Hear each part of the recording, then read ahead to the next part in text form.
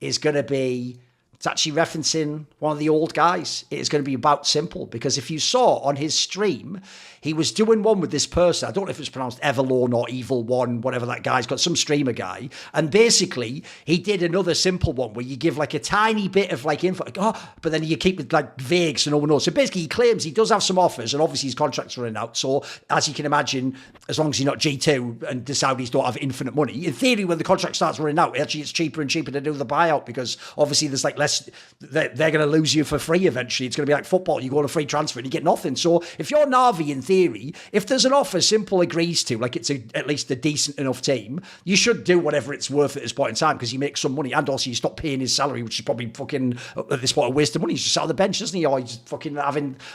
I'd say have a lemonade shandy and going on stream and doing questionable things anyway, with not even old school questionable things, which were hilarious. Look up some of those clips, like your Freiburg clip back in the day. Straight fight. That is the best clip It's ever. too good for me to even reference. Just look up like s1mple Freiburg back in the day. It's one of the most bonkers fucking stream clips of all time. I still can't. And by the way, another one. So I also did tell s1mple that, JW. I told, just like I understand this and have self-awareness, I did tell him, you better thank your lucky stars you played a Valve game, mate. Like, if you'd have said that shit in like a Riot game, your career would be done, mate. You'd have never even been the GOAT. No one would know for you, you fucking idiot. You'd have been banned for life or something. So I do think, like, essentially the bad point is that there's still uncertainty about when or even if s1mple actually will return. Because he claims now he has, like, before he had offers that, as far as I know, he just wouldn't have taken. Like, they weren't good enough, and he obviously still thought he could come to like a top team and be the best again. Now he basically said there's like some offers, some of them are interesting, and like, you know, as the buyout goes down, maybe it'll happen. The problem is, though, notice, despite the fact that sounds positive, that is not a promise he's coming back. Like, technically, we don't ever know, does s1mple ever properly play CS2? Because I'm sorry, I don't really count like a very brief standing in Falcons as like he was properly in CS2. Like, I'll tell you right now, there's a reason why no one really trash talked him when he came back. Like, people like Donk didn't go, hey, I guess he wasn't that good. Like, because everyone knew he wasn't properly playing the game. He needs to have like a few months. He needs to, he's done some face it grinding, but he needs to play he needs to play official tournaments. He has to get good again, and then we can actually have a cool conversation. I also think, by the way, if you are people like the Monacies and the Donks, it's like Michael Jordan when he retired. You want to play against this guy. You don't just want to go, I wonder if I would have been. You don't want it just to be Maui making points. If he went back in time, he'd be better than him. You want to play him now and be better than him and be like, I got him at the end. That's actually cool for you. It's, by the way, I also think that's why I actually like when people like you keep playing JW and keep playing for extra years, because when someone's an up-and-coming player, it's kind of cool they get to battle against you and like get the crown and get the torch past it. I think that's important. I actually think it would be sad if s1mple's career, who I think was the GOAT, ends on like, he sort of did like a mini shit comeback in CS2 and he wasn't that great. He was all right. And it was on a team that never won any matches, and then that's it. And then everyone just, I mean, by the way, first of all, people like Maui are then just going to go see ZywOo was levels ahead or whatever. So it's going to be a fucking nightmare. I want the GOAT to actually go out on a semi-high. At least give me like at least 1 year of being like, I don't know, the 11th best player in the world. I'll accept that. There's my porn stars offers. Give me that off. Give me the 11th best player for 1 year, and I'll accept that you're done after that. Yeah, no, I definitely want to see s1mple again as well. I agree that I don't think he have given CS2 enough time that to be able to judge like if he's gonna be good or not. Sure, face it is one thing, but you also need to get into like the team aspect of playing CS2. It is quite different, and but I don't know, maybe there's perhaps like a small fanboy in me, but I think if someone can do it, I feel like s1mple can do it. Of course.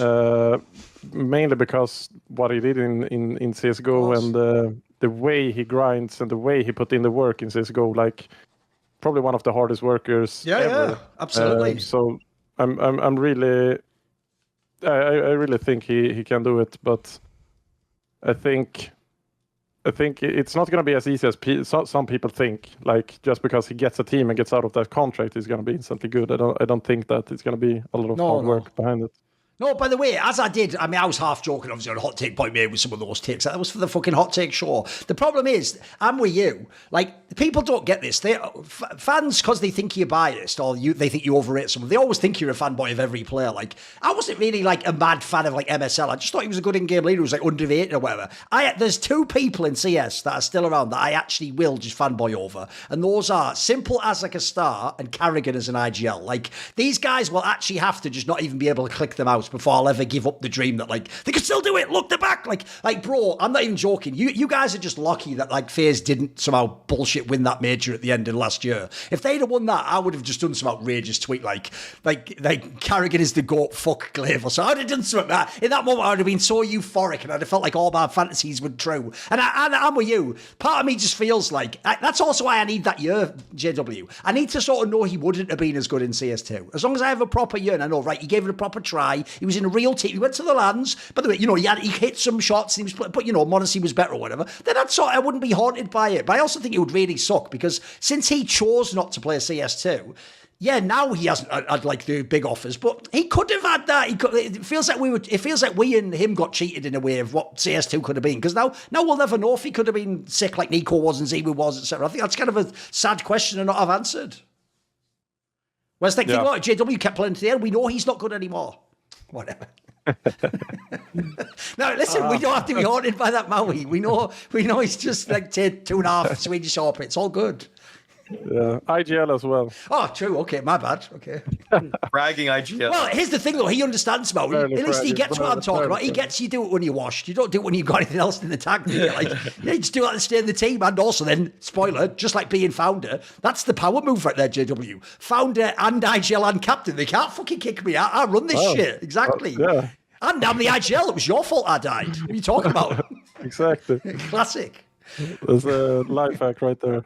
Absolutely. Right.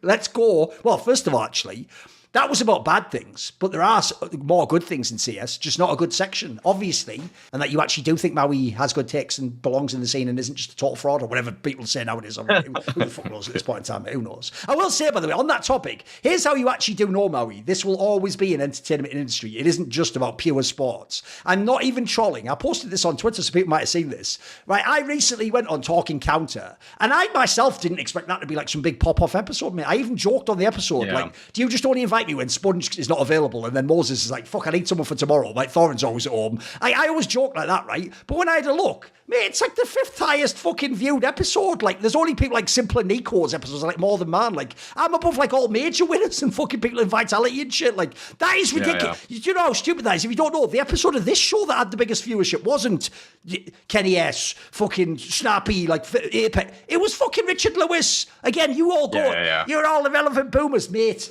We're too relevant. You know, you do realise we should be irrelevant. We are like 40-year-old fucking UK boomers who were never, ever pro. In theory, we don't even know that much about the game. We're just pundits, just doing how we're talking about. Well, it's a game of 2 halves, isn't it? In the second half, they better come back. And they got, why are our episodes? Because here's the thing. Even if you hate us, you fucking love to hate us, though, don't you? You have to watch, don't you? You have to know what stupid things Thorin says, that then he can go, he knows nothing about the game. But wait a minute, what did he say next? Yeah, he knows nothing about that too. Oh, fucking money. He's wrong again. Like, yeah, exactly. The difference is, you'd rather hear me say stuff that's wrong than apparently like Flames say stuff that's right. Like, fucking hell, I'd watch his episode. Come on, give me a break. I know. I've had some of the most ego stroking moments lately when especially when we're talking about ZywOo or Vitality, because they pin me with you. Where like, you've said a lot of stuff about ZywOo in like late stages in tournaments and stuff like that. And I went back and I was like, did I even say any of this stuff? Because they always just say that I am fostering this like ZywOo choker narrative. And I looked, I had one tweet about when he played badly versus Stewie in map 3 at Dallas. Right. And that's it. That's true. Like all I've done for like 4 years. Okay. I went back and tried even finding podcasts where it's like, when did I talk about him so badly or whatever? And so they're putting like words into my mouth that you've said, which always happens between us. Yeah, of course. And then also they say like, when Maui's on desk, I mute, but then I go through their history and they've said things I've said on a desk. It's it's just obviously impossible. Yeah. It's obviously, how am I mute? Are you using closed captioning or something? I know. How else is possible? By the way, the joke of that as well, Maui, is if to show that they're always going to be like making shit up. The joke is, even I haven't said the things they think I have about ZywOo. By the way, I have never ever said this sentence out loud. ZywOo is bad in playoffs and chokes all the elimination game. I've never ever said that sentence in my entire life. What happened was, the odd time he would underperform, and by the way, it was very rarely that he choked. It was more like he didn't carry the game. The very rare times that did happen, and obviously it has happened in history, I would point it out. That's why when KRL did that thing where he just showed the stats like Maniac Calculated or whatever, by the way, probably picked the wrong person to line yourself with their KRL, but you did that, not me. Said the person who had a talk show with him and just got quietly deleted. Don't worry about that. Listen, I'm talking about you now, not me. Don't make this about me. So I will say, when you ran the stats, like, look, in playoffs, he's sick. Yeah, I don't know if you know this. That's not a hot take. Like, I am fully aware ZywOo's really cracked out in CS2. You know, like, okay. Wait, you know, on the sidebar of the left side of HLTV, you can just click playoff filter. Yeah. You don't, By the way, it's good that exists now as well. Yeah, now we actually have that too, which is awesome. Yeah, I agree. That just exists. This is also where people don't get this, Maui. I have only ever critiqued ZywOo in the context of, is he the GOAT or is he better than Prime s1mple? Well, the problem there is you're going against the biggest bar of all time and the ultimate playoff player. Like, if you don't know, guys, even at Majors, this guy came like fourth. That he'd still just fucking have impossible stats that were like mind-blowing. It was almost never his fault. The problem ZywOo always had was this, Maui. His stats would still be like, I don't know, the 5th best player in the whole world in one of these playoffs. It's just that sometimes in the group stage it was even better, which is not the same as he sucks in the playoffs. Like, guys, when you make a straw man like that, it makes me think you just didn't have a point. If the point you need to argue against is the other person has to say ZywOo sucks at CS so you can be right, I think you don't have many points, do you? Fucking hell, what do you need next? Like... And you know what the biggest joke of all is? And you'll even know this, Maui. They hold us to this crazy standard, and then they, unironically, quite literally will turn around and go, Nico, more like Choco, he sucks. And you're like, I know. Nico, again, mate, you can think he's like the 5th best player of all time. He's pretty good at CS, you know what I mean? Like, he doesn't, even if he's had a bad game at a major, he's pretty fucking good at CS. Come on, bro. Yeah, just our incredibly self-indulgent sidebar for the don't episode. worry about that. It's all good. It's all good. Just have to do it. And the best part is now all the comments can be like, no, we should stop talking about themselves in the episode. Shut up and talk about CS. But also then don't talk about CS because you know nothing about that too. Apparently we can't even talk about what we know about ourselves and what we like and love and are obsessed with. And also, that's also one thing I did teach Maui as well. What I had to teach him was this. In theory, Jid, you should know this yourself, JW. It's actually a bomber when you wake up and all loads of people are hating on you and everything you say, they try to... But one thing you realise eventually is, it is actually... There's a famous quote by Oscar Wilde, the famous like Irish playwright, right, where he said, the only thing worse than being talked about is not being talked about. It's way worse to be the person that's like really good at the game and people don't even pay you any attention. Like, you're just invisible. You're just off here doing nothing. Like, that is actually worse. In a bad way, you actually do want fanboys to be obsessed with you and hate on you and have some angle. Again, that's part of the entertainment industry. It makes people watch. It's like wrestling. They want to boo this person. Yeah, I mean, I still live on in, I think, every Twitch chat with a JW pregnancy check HLTV or some shit. I mean, obviously people are still spamming it yet to this day. I see it every top tournament I watch. So no, you were the guy they invented that Apple emoji for. Okay, right, I see, right. I'm still being talked about.